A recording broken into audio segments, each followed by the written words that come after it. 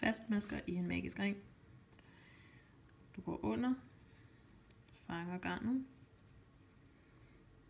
går under igen, så du har 2 lykker, tager garnet og trækker igennem begge lykker. Gør det igen, og træk igennem. Primært når du skal lave efter opskrift i en magisk ring, er det typisk, at man starter med 6 masker i den magiske ring. Så skal man trække i enden, for ligesom at lukke. Så gør det 1, 2, 3, 4, 5, 6. Så skal du så ned i den første maske.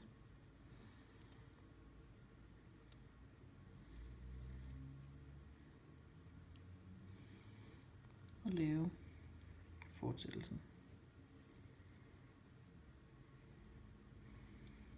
Hvis du skal lave noget, som er rundt, er det typisk igen, at du skal lave 2 fastmasker i hver maske, så du får 12 masker i alt.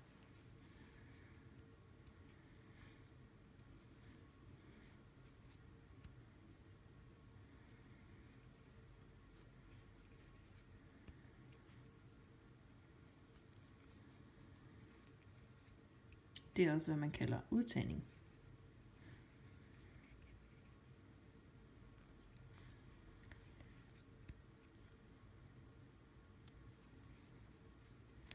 Man skal huske altid at tælle, når man arbejder med sit hækletøj. Især i starten, fordi man nemt kan miste overblikket. Så sæt sådan her, så kan man lige trække lidt i den her, for ligesom at få det til at blive lidt pænere.